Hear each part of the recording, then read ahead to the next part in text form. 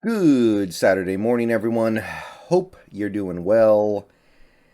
We got a game to talk about today. We got a game in about 25 hours going to Houston to play the Texans, and it's hard to really know what to talk about for this one because this Houston team, they're bad. Now, they're not the only bad team in the league, but they're maybe the most uninteresting team in the league. I don't know what to say about them right now. I don't feel like they're building anything. I don't feel like they have some flood of young talent that they're going to be able to build a contending team around in the upcoming years. They don't have a Trevor Lawrence. They don't even have like a Penei Sewell. They don't got that franchise cornerstone who's really young and on the come up. They're just a team that's kind of floating around out there, playing out the string, letting a lot of guys who would otherwise be out of the NFL have a job, like our old buddy Justin Britt. So this is a weird one. This is a weird one to talk about up front. I'll say this: I fully expect the Seahawks to win. It's not because I think the Seahawks are back, baby, because they won one game against the 49ers. Uh, that's definitely not what I think. Don't get it twisted. But I believe this Houston team is that bad and that lifeless. At this point in the season, why would they even really be giving much effort? More than the token amount of effort they have to give to not get chewed out by their coach. So, right away, I'll say I expect to see a pretty convincing win. I said 31 to 10 in the Hawks Nest stream, and I kind of stand by that right now. The injury situation really cleared up as the week went on, so it doesn't look so bad. We know we're going to get Davis Mills, and look, this defense is hamstrung right now by the fact that we don't get any QB pressure. But I don't think the Texans offense led by Davis Mills, with possibly no Brandon Cooks, by the way, is going to be able to have a lot of success against just about any defense, much less a defense that is overall playing okay.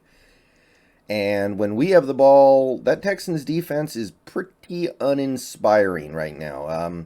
About the most exciting thing I can think of on that defense would be Jacob Martin, another old friend of the Seattle Seahawks, and Kevin Pierre-Louis. So I don't know if you want to call the Houston Texans like the minor league team for the Jaguars, like the Jaguars are the Seahawks minor league team. So they're like the minor league team to a team that is already a minor league. I don't know. But there's definitely something there. We've got a couple of Seahawks cast-offs over there in Houston. And yeah, I'm expecting things to go pretty smoothly. And I can't say too much else about this game from the Houston perspective. They're bad. They're bad at everything. They don't score. They don't stop other teams from scoring. They have a bottom rung offense, bottom rung defense. They're bad at everything, and they don't even have their one saving grace this week. Tyrod Taylor was a quarterback who could do some things. He was good at protecting the ball. Now you don't have that. Now you have Davis Mills, a rookie who, by the way, not a terrible rookie. He's not like some UDFA you throw out there because you got to put somebody out there, but he's not emphatically put himself on the map yet in the NFL. So I don't know what else to say about this specific matchup. Houston, what do they got? What do they got, really? They're not even going to have Laramie Tunsil in this game. He's on IR right now. Brandon Cook's questionable, so if they don't have him, who's their best player? David Johnson? Is it really Jacob Martin? I don't know. I got nothing. Okay, this team has me stumped. This team has broken me. This Houston Texans team, there's nothing to say about them. If they contracted a team from the NFL, it would most certainly be the Houston Texans, I think. Just if they were basing their decision off of the level of intrigue and interest they add to the NFL right now, because they got nothing. So here's what I'm going to say about this game. It needs to be another stepping stone for this team on their way towards proving that they have options this offseason. And here's what I mean by that. This season is most of the way done. The Seahawks have like a 3% playoff chance or 2% or something like that, depending on who you ask. I'm not talking about that. I will talk about playoffs if and when we beat the Rams. okay? I'm not going to talk about that right now because I think it's silly. But here's what I'm talking about with the Seahawks right now. Options. Prove to me that you have options going into this offseason, because one of the things that I really fear for this team's future about is the fact that it looks like they don't have a whole lot of options. They're kind of hamstrung to doing things a very specific way, and they have very few fallback plans if plan A falls through, because they don't have a whole lot of talent that looks promising going into 2022. They don't have a lot of money. They don't have much capital. So it's getting tough to imagine this team finding their way out of this purgatory anytime soon. However, if we can build on some of the positive signs we saw against the 49ers by handling Houston, maybe giving a good game to the Rams or beating the Rams, maybe beating teams like the Lions and Bears. I know these are not good teams, but still, then you can prove to me that maybe you have options. So, Russell Wilson. I liked what I saw last week. He played within this offense. He played the way that a Shane Waldron quarterback should probably be playing. Got the ball out quick. A lot of checkdowns, a lot of short stuff, a lot of intermediate passes, worked the middle a little bit. Yeah, he leaned a little bit on stuff outside the numbers too, but we saw some steps in the right direction.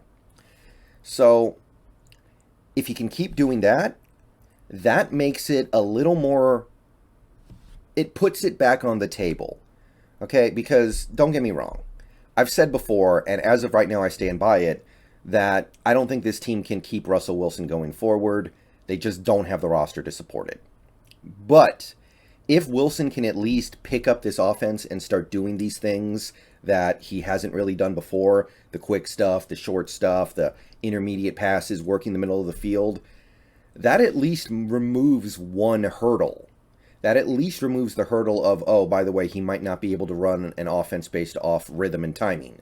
If we see him run an offense based off rhythm and timing over these last 5 games, like we did against the Niners, then the door is open again.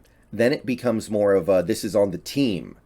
Does the team feel like they can build up quickly enough to get him the roster that he needs to make sticking around worth his time and our time? So continue to do those things. I know the Houston Texans suck. We could probably kill them with deep shots all game.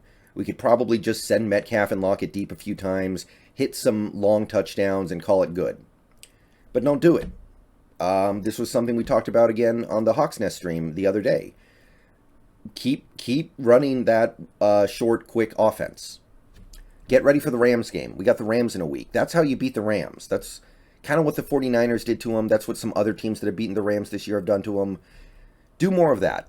Get ready for that Rams game. Like this game, whatever. This game, I'm not worried about it at all. This game feels very exhibition-y to me. So exhibition yourself being able to really click in this offense. And I would also say the same of a guy like Sidney Jones. Sidney Jones is another good example. He's played really well lately, surprised the hell out of me, coming in like a bat out of hell, figuring out how to play the cornerback position. Suddenly, it might be conceivable that Sidney Jones is part of this team's future. And how big would that be if we lose DJ Reed to a big free agency deal this offseason? Sidney Jones goes out there, continues to play well, and turns in 5 good games down the stretch with no pass rush. Then I'm going to start to be thinking, okay, trade Brown on one side, Sidney Jones on the other side. That's not so bad all of a sudden. So let's see more of that.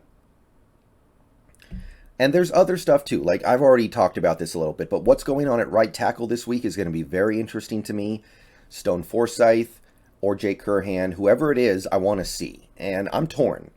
On the one hand, Jake Curhan is a right tackle. That's really all that he'll ever be able to do at the NFL, I think. In the NFL, I think.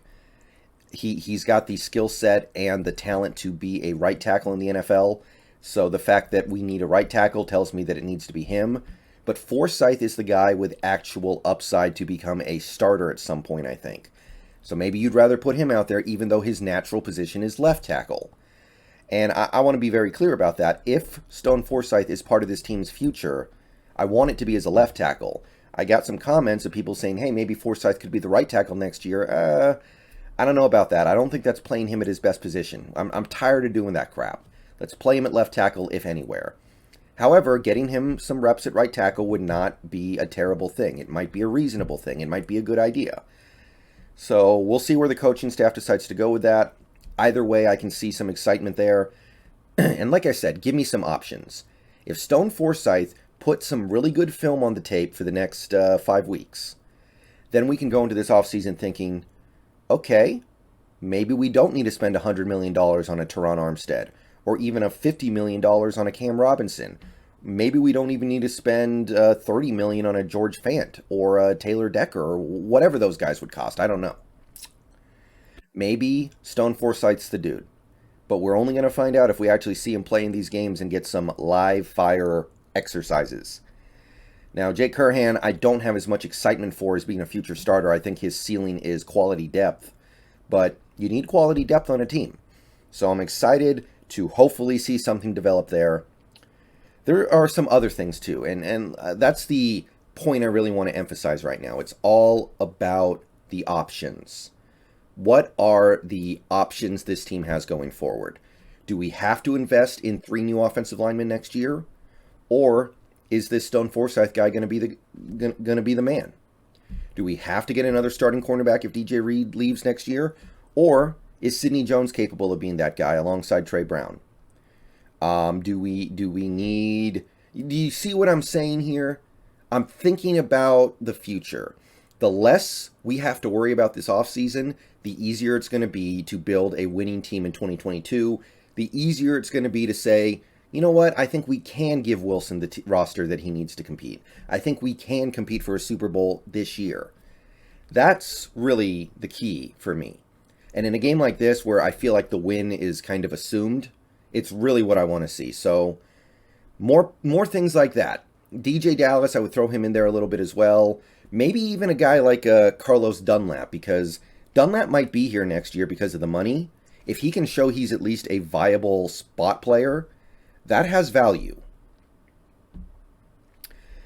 So there are probably a couple other guys on this team I'm forgetting about who could be involved in that conversation too. Guys who could go one way or the other, right?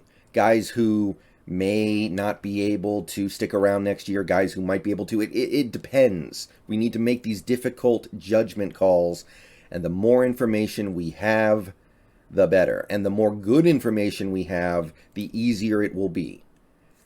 You go into an offseason knowing for a fact that you need 3 new starting offensive linemen, that's a full rebuild. But if you can go into it saying that at least we have one of those spots filled by a guy already on the roster who's making dirt cheap money, now we're talking. You go into this offseason looking at a guy like Dunlap and going, well, we only save $900,000 if we cut him. He can play $900,000 worth of snaps and be a decent occasional pass rusher. Oh, Deejay Dallas, he can be a decent change of pace back and special teamer. He's worth keeping around. Suddenly, this offseason doesn't seem so impossible. So, those are the guys who I'm really going to be keeping an eye on in this game. Excited to see how they do. Excited for what should be a pretty easy win. I don't think we're good. I don't think this Seahawks team is good. I really don't. I'm not drinking their Kool-Aid right now. But I believe what we have should be more than enough to handle this Texans team. I will see you guys later today. I will see you guys tomorrow before and after the game. See y'all later. Peace out. Go Hawks.